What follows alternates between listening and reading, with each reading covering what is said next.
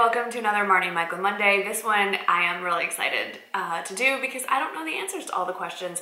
I asked you on Twitter, Instagram, and on a YouTube video, and Facebook. Ooh, I forgot, we gotta look at that too. Oh my gosh. If you had any questions for Michael, and boy did you ever. Really? Okay. So Michael has not previewed these, and But I've agreed to be the guinea pig and kind of be a good sport about it. Babe. I'm humoring you all on a Sunday afternoon, or I guess it'll be Monday morning. So Michael's only This request. would be a good way to end the summer, huh? Yeah, Michael's only request is nothing too personal. So well, that's okay. we'll see how it goes, and here we go. So All right. starting with the Instagram comments. Okay. If you could live in another country, where would it be and why? That's a really good question. I think I'd like to live in Dubai. What? Because in the United Arab Emirates, only because I'm intrigued by that area of the world, and they have excellent golf. I'm kind of partial, maybe also Israel in some ways. Okay, I'm I shocked think by that I answer kind of like desert climates, and I'm Okay. just kind of intrigued about the Middle East. I think I have kind of an affinity for that region, just kind of a natural gravitation towards there, I'd say. Okay. All right. When did you know she was the one? I would probably say that I knew that you were the one that I wanted to marry and live the rest of my life with pretty much immediately, I would say. How about you feel the same way? Yep. Yeah, it seems counterintuitive, right? That we wouldn't think about it, but it was pretty quick. I mean, probably within the first few minutes even of talking to you. Yeah, okay. I would say. I'm glad we were on the same page. Yeah, there. we were in lockstep. Okay, where are you originally from because you have a southern twang? From Illinois, obviously. So Well, not obviously. not obviously to most of y'all, but we've lived in Texas for almost 20 years. And You're a chameleon. I guess I must be a little bit of a chameleon, although they do say that people from the Midwest are kind of non-accent oriented in some ways. I don't know. I've heard some Chicago accents that are I've lived pretty all clear. over the country. I actually went to school in New England and then went to graduate school in St. Louis, and we've kind of naturally gravitated south from there. Okay, so if you didn't become a lawyer, what profession would you have chosen? Well, I became a lawyer as kind of plan B. Plan B. As many of y'all know, I played competitively baseball in college, and growing up was a competitive baseball player and had a pipe dream that was going to be my plan A. So this is So plan A. actually, law is really plan B, because at the collegiate level I had a little trouble hitting the curveball. So a lot of people ask the same question in various ways, Okay. and I will just rephrase it for simplicity here. Okay. Are you Jewish? And if so, were you always Jewish, or did you convert? Okay. The I am last Jewish. name should give it away. Yeah, not always though, but I am Jewish, and I've always been Jewish. Was born into a Jewish family, both sides. Yeah. Now I'm on to the YouTube questions. YouTube questions. When did All you right. start playing guitar? Do you prefer electric or my acoustic? And do you gosh. sing? Yeah. Okay. So this will take me back. Gosh, Marnie, I was maybe 9 or 10 years old when I started playing the guitar, and it was really because my best friend that I grew up with was a great guitar player, like a prodigy. I mean, just absolutely unbelievable. And he and I started a band in junior high school. Oh, that's right. Rock band called the Schoolboys, Boyz, the Schoolboys, and we performed at gym jams and dances in middle school, and even all the way through high school we performed. So I was more of a rhythm guitar player. He was the prodigy. He played lead guitar. You're pretty good. And we were kind of famous for playing Should I Stay or Should I Go by The Clash. That was like our first kind of claim to fame song. Oh my gosh. At these settings in junior high and middle school. Okay, do you prefer electric or acoustic? I learned on acoustic, and I like acoustic a lot, but I'm not a great guitar player. I mean, I'm good, and I can play in a very basic band setting. And so for those of you who play the guitar, for me it's easier to play an electric guitar. The neck is thinner, you can kind of go quicker on it. Okay. Do you sing? Yeah. I actually do sing. I have a very decent, I would say, Good. singing voice. I inherited that from my grandma on my mom's side. Yeah, you can sing. And I can sing, yes. And I have actually done lead singing in some band settings. In fact, You had a band in the Air Force. I did. When I was in the military, we had a JAG band, law department band, that I was a guitar player in. Yeah, you played at all the parties. We played at the Christmas party a couple times, yeah. That's awesome. Okay, how many siblings do you have, and where do you fall in the birth order? I'm the baby of the family, but I only have an older brother, so it's just 2 of us. And he's I'm not the single. youngest. Sorry, ladies. I'm definitely not single. No, Talking not about my you. sibling. Yeah, he's not single either. He's not single either. Looks like it. Did you play any sports in high school? Yes, I did. In fact, I played several sports. I played basketball. I begrudgingly, but was really good at running long distance cross country, which my coaches for basketball and baseball encouraged me to do. You were really good. That was natural. Yeah, I was an all-state cross country runner. They hated it. And then obviously baseball was my principal sport, and that really developed sophomore, junior, senior year in high school as a key sport. And I was one of the better players in the city of Chicago. What is your dream car?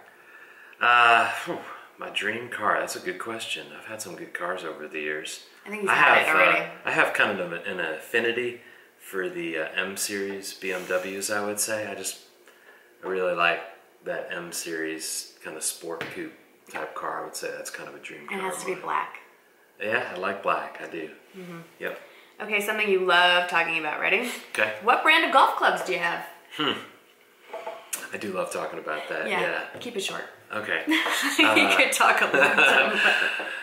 The brand of golf clubs that I have are called Miura, M-I-U-R-A. They're kind of a Japanese brand golf club. That's what I have for irons, and then my driver's always been Yonex, Y-O-N-E-X. Another Japanese brand? Yeah, and I have a Titleist club that I use, kind of a hybrid club. And for putting? Putting, it's a Scotty Cameron. There you go. Yeah. Oh, who makes your bag? I think we have a Titleist bag now. We? Yeah. I don't have Did a you buy it? bag. I think you got it from me one time. I think I did. I still have it. It's a great bag. Yeah. Yeah. Well, you picked it out. Anyway, thanks for asking. That's actually cool that y'all are interested in that. There's a lot of golf questions. What was your rank in the Air Force when you got out? Okay. So I had pinned on. No, I did not pin on major, but I was selected to be a major, which is in kind of a 4th level officer in the Air Force. 04 is what it's referred to. So during most of my active duty career, I was an 03 captain in the Air Force, selected as a major, and then Marnie will appreciate that we elected not to pin on major, right? Because that would have carried with it another 2 or 3 year commitment. Yeah. And I had already kind of lined something up in the private sector to practice law. So. I think I know the answer to this. If you had to move to another state, but it couldn't be Illinois, where would it be? Arizona. I have a big affinity again for the desert communities, so I really like Tucson, probably more so than the Phoenix area. But Arizona, I think, has come kind of my second most favorite state. Yeah, I think so. But followed maybe Florida would be a third. Oh, really? I would say, yeah. Maybe certain areas of Florida I really like. How about that? I'm Northern surprised. Florida, like Jacksonville. Okay. St. Augustine. Time out, I gotta go let a little yapper. Okay. Okay, a lot of questions about law, lawyering, law school, all that good stuff. So, where did you go to law school? I went to law school in St. Louis at Washington University in St. Louis, Missouri. And if you had to do it all over again, would you do it? Meaning... would you go to law school? Under the circumstances I was in, yeah, I think I would. I would go to law school. I think the law... Yes, I would. For a lot of reasons, but just to be succinct about it, I would probably say that it's a really good background to do a lot of things. Okay. Reading and writing skills are, things you can carry over virtually anywhere. What type of law do you practice? I practice trial law. I'm a litigator. I try lawsuits. I represent, companies and people that are in disputes, typically business disputes. Mostly class action, big stuff. And a lot of class action litigation over the last several years in particular, yes. Yeah, let's see. What was the hardest year or the hardest part about law school? Law school? Boy, the hardest year. I think, looking back on it, the hardest part was actually the second year of law school. Mm-hmm. And I think it was kind of hard. Yeah, we got into some pretty heavy substantive topics. And, for me, it was hard generally because I went right from undergrad to law school and I didn't have any work experience. Not that I would want to do it any differently. I was going to say, would you change that? No, chronologically, I like the way we got our life started, in our 20s. Yeah. But in hindsight, I would also kind of observe that I didn't really have any real world experience in the business community or, and so as a consequence, a lot of the subject matter that you learn in law school, it's a little bit abstract if you don't have something to apply it to in terms of an experience. And so come down on, there's kind of a good and a bad with doing it the way that we did it as a couple. And well, we weren't married. We weren't, but we had aspirations to kind of start a family at a relatively young age, which, you know, the realities of life require you to obviously get into a profession and get a job. So, at least it did for us. Related to that, would you ever consider being a legal aid attorney or a judge? I definitely would, yeah. In fact, moving kind of in that direction a little bit towards offering my services on a more pro bono type basis is something that I'm currently exploring. Just because I've worked so hard and I've enjoyed various aspects of the practice of law, and I'd like to be able to now, you know, as I get into, you know, 20 plus years of practicing, be able to provide a little bit more of a charitable donation of my time. I think that that's really important from a social justice perspective, and I'm reading questions. In a position where I can, you know, start to do that more. And yes, I've thought long and hard about possibility of sitting on a bench as a judge. And you know, I think I'd be really good at that. I've handled several thousand lawsuits as a litigator, and I've got a really good sense, having been in front of so many different types of judges and arbitrators and mediators over the years, as to what I think, you know, as a conglomerate kind of works as a good personality type. And I feel like I've got a lot of those characteristics personally. So yeah, I'm proud of my confidence, at least, that I think I could be a good judge. It could be amazing. Would you encourage the boys to go to law school? I think I would, actually. I would encourage them to go to law school. I'd really encourage most anybody to go to law school in so many ways. Like I said, I've learned through the years that whether it's the actual practice of law or it's just the utilization of the reading, the writing, and the speaking skills, I mean, it's so applicable. Yeah. Think about what you do that requires good reading, comprehension, good writing skills, and the ability to convey points, you know, in public speaking or just in speaking one-on-one or in small groups. That's really the benefit that I've found of law school, which is a truism that relates all the way back to my grandpa, who always told me through school, you cannot put a high enough premium on the ability to read and write. Yes. And he was right about that. Of course, he was a lawyer. Of course he was a lawyer, too. So he knew, but he was right on the money. Michael comes from a long line. But yeah, but it fits your personality very well. Yeah. A couple quick easy ones. What's your favorite golf course, and what golf course haven't you played that you really want to go So play? My favorite golf course that I've ever played is in Ardmore, Pennsylvania, and it's a private club. It's called Marion Country Club, and it's the East course at Marion. They played specifically. The US Open. Yeah, they played the U.S. Open there a couple of years ago, and it was really it was like a religious experience for me. It was crazy how cool it was. It was like going to Wrigley Field for me. It was that kind of an experience. The other one that I'd like to play that we've been to but I haven't played is the Pitlochry Golf Club in Scotland, in the Highlands of Scotland.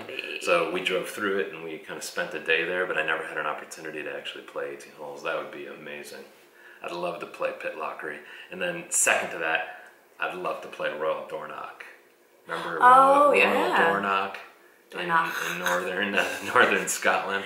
Way north. Those would be the two. So my two that I really want to play are not even in the country. We'd have to go back to Scotland. Oh, I guess I could go. We'll coordinate that, right? I'm totally cool with that. Would you ever like to build your own home? Not like us personally with hammers and nails. Right, but custom build? Yeah, oh, absolutely. I think we've talked about that over the years, for sure. I don't know if that'll happen, but... I think, you know, for us, it might work in the context of a slight kind of like downsizing maybe to a home when the kids are, you know, certainly out and about doing their own thing, and we can kind of focus on maybe a little bit of a smaller lot. And yeah, that's my dream, is to have a smaller but really custom. Yeah, I think that would be fun. I think that would be a really fun project for you and I to do. Okay, were you a hands-on, this is totally left turn here, sorry guys. Okay. Were you a hands-on dad during the baby days, changing diapers and helping with middle of the night feedings? I was definitely a hands-on. I traveled a lot, and you know that, looking back on it, I'm kind of sad that I traveled a lot. Yeah, I mean, I was out of town quite a bit for work. Litigation is tough when you're a litigator trial lawyer because, you know, for those of you who know it, it's kind of what they call a jealous mistress. It takes a lot of time. Yeah, it does. But no, I will answer this. I breastfed both the boys over a year. So as far as the feeding, he would Sunday night through Thursday night, he would not get. No, I didn't want you to. Okay. Because you were working, you had to get up. So Sunday night through Thursday night, it was me. Yeah. But weekend, middle of the night stuff. For sure, he would get up, change the diaper, bring the baby to me. I'd feed the baby, then he'd bring it back. Yeah. And then as far as just I also have the benefit of diaper, you were really good. I don't have a sense of smell, so I was the best diaper changer. You were really good. Ever, right? I mean, I don't want to repeat those days, but yeah you were great. And I will say that when he was in the Air Force and Jake was born, they gave you like 2 weeks off. Is that right? You were like, you popped in once in a while because you had a trial like 3 days after Jake was born. But for the most part, you were home. I was more around. And I did not change Jake's diaper for a week or two. Like 2 weeks. That's great. I had no idea what I was when you finally went back. It was terrifying. Okay. Do you watch anybody on YouTube? It's a little bit out of my bailiwick, huh? Yeah, I actually do. I watch some golf instructional videos on YouTube, I would say. My favorite channel is a guy, looks like he's in Southern California. It's called My Swing Evolution. That's what it's called. My Swing Evolution. And he's kind of like a guy like me. It looked like he's kind of like a former athlete, playing golf, pretty good at it, and kind of is just working on his game, and he kind of videos his progress over the years. So I relate to that, I would say. Yeah. What was your initial impression or thoughts when I first started YouTubing? What did you think of it? Oh my gosh, when you first started YouTubing, I really had no concept about exactly what it was all about. You know, this was 4 or 5 years ago, I guess, over 5 years ago. Yeah. And I was a little circumspect, kind of concerned. Not the most supportive. About, is this something that is really what we want to be doing, you know, for you? Do you want to be kind of out there in the general public? And obviously over the last 4 or 5 years, a lot's changed with social media, and it's no surprise, at least from my perspective, it seems like YouTube is the certainly wave of the future, if not the present, in the way people are starting to watch television. That is true. So, how do you feel about, I'm paraphrasing because this was asked in a few places. How do you feel about the negative comments that I get? I don't really see too many of them. I guess he doesn't read them. Marnie does a really good job of filtering that away from me. Yeah, I haven't seen too many negative comments, but I shelter them. It's kind of hard for me to offer too much of an opinion without seeing them. But I would say anybody that would have a negative comment, that seems a little unnecessary. I mean, if you're not interested in watching somebody on television or on a YouTube or any type of this type of a medium, you just kind of move on to something else without having to make any comments. Doesn't seem all that appropriate to make negative comments to somebody. Oh, how old are you? I'm 44. They say you're youthful. You look mid-40s. I love it. You do, huh? I do. Okay, we'll see how I look when I'm 50. Do you use a planner? Yes. Gosh. I'm just like a natural list person. I'm very linear in the way I think. I like to think of things kind of in an order. I would tell you that I was a really good criminal prosecutor and I'm a good trial lawyer, but it's largely because I think of things in list order, so it becomes very very organized in my mind, and I like to write those things out. So yes, I do. I like Microsoft Outlook. Yes. I populate, kind of on a daily basis, things that are taking place.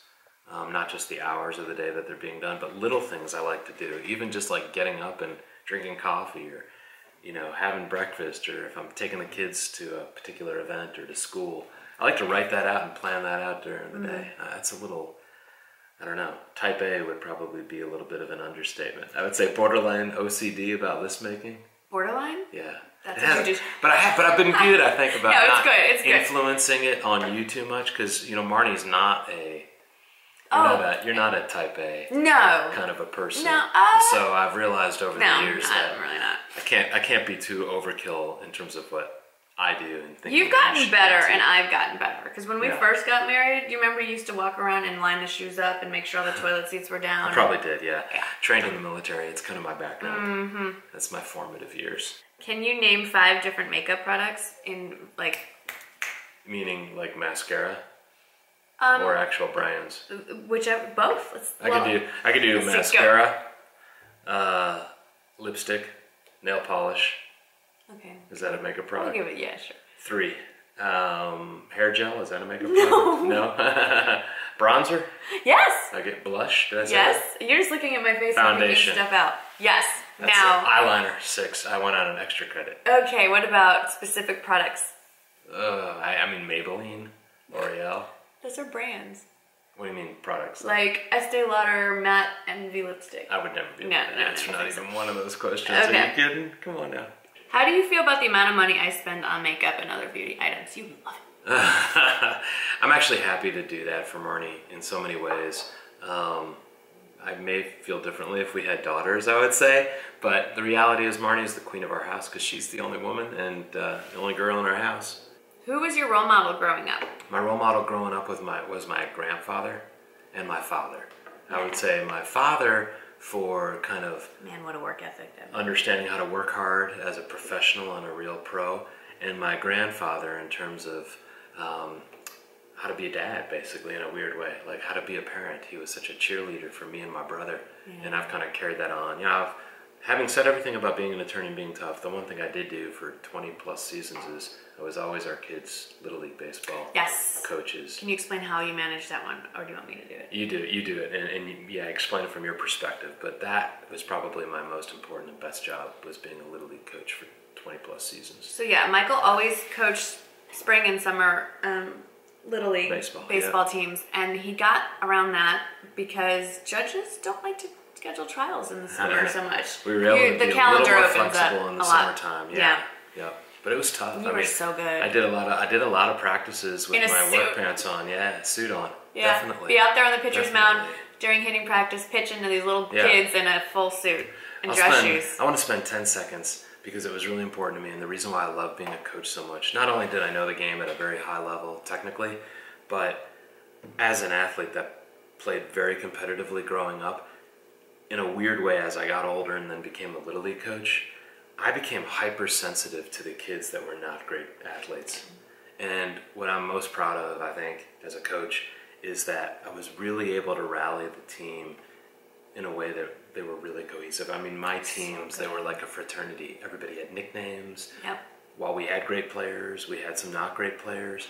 The reality is the kids on the team, they didn't distinguish between it. Everybody had a role to play. Everybody had a nickname. Everybody was like part of the fraternity. Yeah. And that was really my most important objective when I was doing, because some of the kids were going to be able to pick up on the techniques and the drills and the skill set that I was teaching. But I also realized that, 99% of them were not going to pick up on it in a way that was meaningful. They had to have a good time. But they had an awesome time. Yeah. Everybody had a great role. Coach. So that was huge to me. And that kind of got back to that, just being situationally aware. That's very important to me, to always be situationally aware. Do you like any reality TV? I really like the Real Housewives of Orange County because they got ball players on it. They got Jimmy Edmonds on there. Oh, you were watching long Jimmy before Baseball's that. on there, yeah. Yeah. No. So which one is, you like OC now the best? I like the OC because I like watching Jimmy Edmonds. And I'm curious to see what happens with former pro athletes when they're done with their careers, and this actually gives a little insight. But you were watching from the first episode. I'm intrigued by it. I think it's interesting to see. Which one's your favorite housewife? Not me, obviously. I'm not on the show. That's a good question. What do you think? I don't know. Well, you like housewives for different reasons. I'm sure I probably do. I don't know. I couldn't tell you who my favorite housewife would be. I guess Heather Dubrow. Yeah, you do like her. The wife of the plastic surgeon. I like her too. I like her. She's kind of cool. Yeah. You watch OC and Beverly Hills, and you don't really watch the other ones. Right, Beverly Hills, I forgot about that one. He can't stand New Jersey, New York. He will not watch those. So thanks everybody for asking all the questions that you asked. I'm going to save them or put them somewhere that I can look them up. We can always revisit this. We might do a specific video on one topic. Okay. I'd be happy to do that for you. Yeah. Okay. Yeah, we can. I'm glad. We can talk it through. We'll do a budgeting one, a specific budget question one later, probably in September. I'll give you a little more heads up about that than the night before. Okay. So thanks everybody for sitting through this. Yes. I hope that we've answered a few of your questions. I am proud to share him a little bit more with y'all, and we will see you together next Monday, and I'll see y'all on Wednesday all by myself. Thanks for watching. Thank you. Bye. Thank you. You're good. Good morning, everybody. I am on my way to watch Shane and Jake in the first scrimmage, the only scrimmage that opens up the football season. It's a tradition. They